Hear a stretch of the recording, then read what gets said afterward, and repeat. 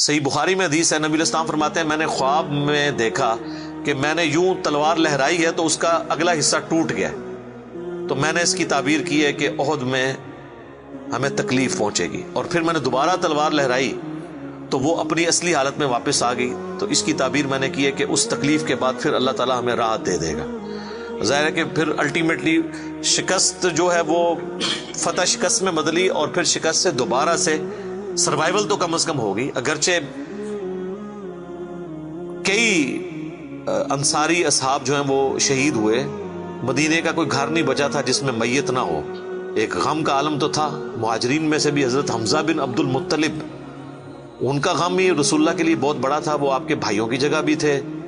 اور چچا بھی تھے، دودھ پیتے، رضاعت کا رشتہ بھی تھا ان سے، بھائی والا بھی، آرمی چیف بھی تھے، بدر میں بھی، احد کے اندر بھی، تو حضور کے لیے وہ بھی غم بہت تھا۔ حضرت حمزہ بن عبد المطلب کا غم اتنا بڑا غم تھا کہ صحیح بخاری میں ایک پورا چیپٹر ہے غزوہ احد کے چیپٹر کے اندر نا،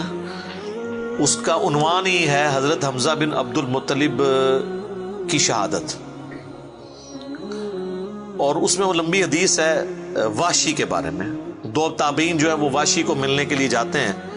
وہ شام میں شفٹ ہو چکے ہوتے ہیں، اور ان سے جا کے حضرت حمزہ کا قتل کے بارے میں پوچھتے ہیں،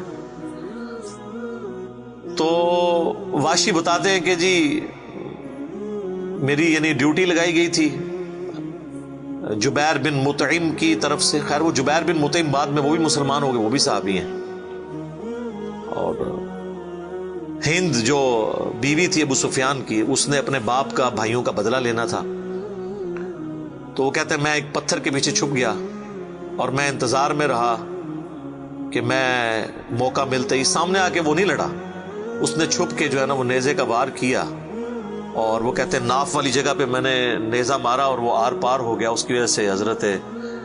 حمزہ کی ڈیتھ ہو گئی۔ اور پھر کہتے ہیں میں جب مسلمانوں کو اللہ نے غلبہ دیا تو میں مکہ بھی چھوڑ کے، یعنی فتح مکہ کے بعد طائف چلا گیا،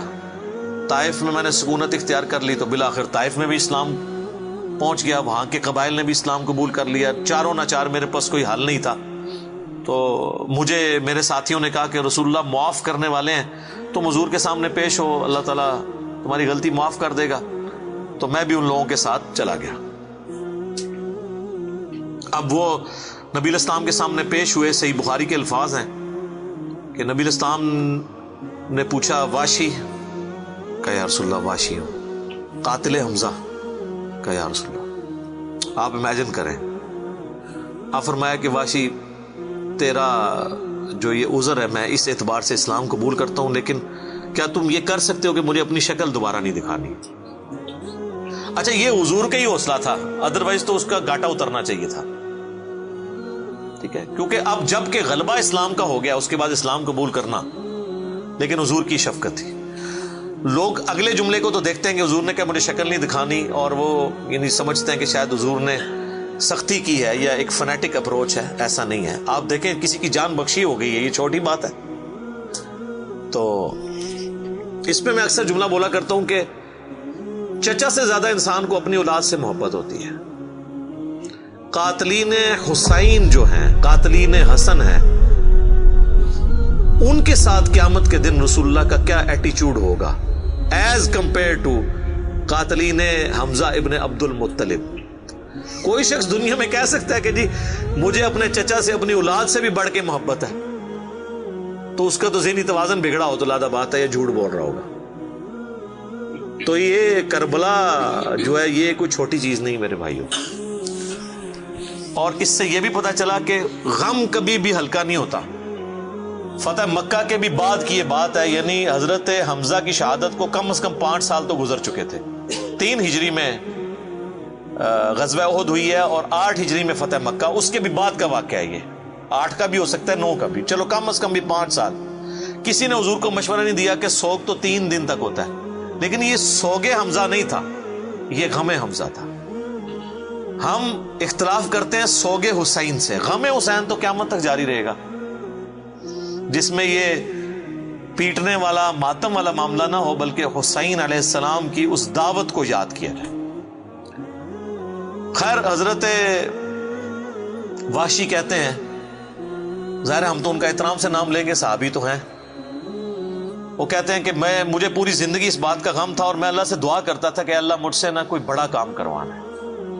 تو بخاری کے الفاظ ہیں، وہ کہتے ہیں جب مسیلمہ کذاب نے دعوی نبوت کیا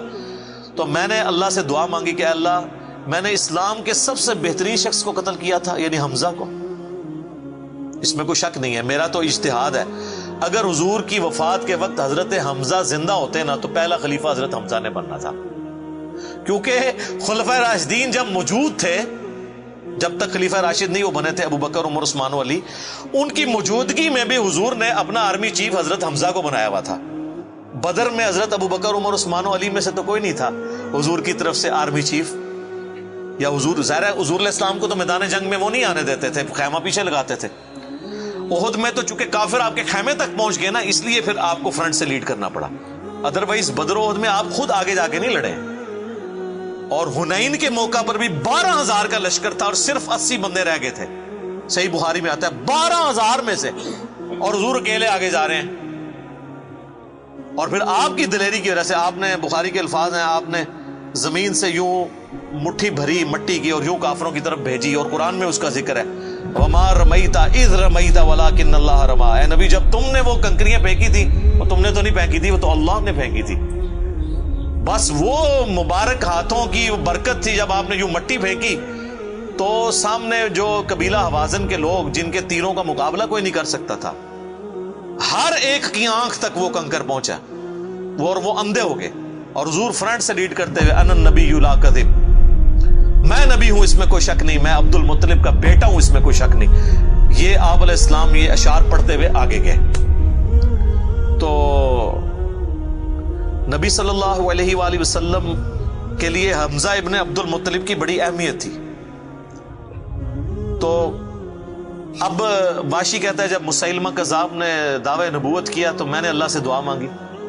دیکھیں اللہ تعالیٰ سب کی دعائیں سننے والا ہے، اور میں نے کہا یا اللہ مجھے موقع دے، میں اسلام کے بہترین شخص کو میں نے قتل کیا ہے تو میں اسلام کے بدترین دشمن کو بھی میں ہی قتل کروں۔ دیکھیں اسلام کا بدترین دشمن وہی ہو سکتا ہے نا جس نے دعوی نبوت کیا ہو اور مسلمانوں کی جمعیت توڑ دی ہو اس وقت میں جب حضور کی ڈیتھ ہو چکی ہے، لیڈر جا چکا ہے، اور پیچھے مینجمنٹ کو کمزور کرنے والی بات ہے ہزاروں لوگوں کا مرتد ہو جانا۔ تو وہ کہتے ہیں کہ میں جب جنگ یمامہ کے لیے ندا کی گئی تو میں بھی اس لشکر میں شامل ہوا، اور میں نے اپنے وہی نیزہ جس سے حضرت حمزہ کو مارا تھا، سر عمر سیریز میں انہوں نے یہ سین فلمائے ہیں، وہ نکالا اور اللہ سے مانگا، اور کہتے ہیں میں نے دیکھا کہ وہ گھنگریالے بالوں والا جو ہے وہ اونٹ کی رنگت کا اس کا جسم وہ دیوار کے ساتھ ٹیک لگائے ہوئے کھڑا ہے۔ تو میں نے پوچھا کہ وہ مسیلمہ کذاب کون سا ہے، تو انہوں نے بتایا یہ ہے۔ انہوں نے دور سے اس کو مارا، ان کا نشانہ تو بڑا زبردست تھا، تو وہ مارا گیا اور گر پڑا زمین کے اوپر اس نیزے کے وار سے۔ پھر ایک انصاری صحابی نے آگے بڑھ کے اس کی گردن کاٹ دی۔ تو پھر وہ کہتے تھے کہ مجھے اللہ سے امید ہے کہ اللہ تعالیٰ اس نیکی کی برکت سے میری وہ غلطی معاف کر دے گا۔ ٹھیک ہے، ویسے تو اسلام لانے کی غلطی معاف کر دیتا ہے، صحیح مسلم میں حدیث ہے کہ ایمان لانا پچھلے کے گناہوں کو معاف کر دیتا ہے، لیکن سر کچھ گناہ بہت بڑے لیول کے ہوتے ہیں، اس کے لیے بہت بڑے لیول کی نیکی چاہیے ہوتی ہے اس کی کمپنسیشن کے لیے، چونکہ حضور بھی تو اس اعتبار سے تو حضرت واشی حضور کے سامنے نہیں آتے تھے نا۔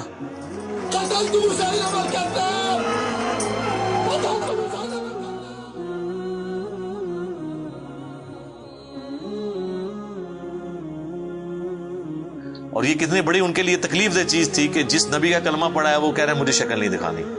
آپ اس تکلیف کو سوچ سکتے ہیں۔ ہاں اب میں یہ سمجھتا ہوں، اللہ سے امید کرتا ہوں کہ قیامت والے دن حضرت واشی حضور کے سامنے اس اعتبار سے پیش ہو سکتے ہیں کہ مجھ سے یہ غلطی ہوئی تو یا رسول اللہ دیکھیں آپ کے سب سے بڑے دشمن کو بھی میں نہیں قتل کیا، تو یہ بہت بڑی سعادت ان کو ملی۔ رضی اللہ عنہم اجمعین وعلیہم السلام۔ صلاۃ بر محمد وآل محمد، اللہم صلی علی محمد وعلی آل محمد واصحابہ اجمعین الی یوم الدین۔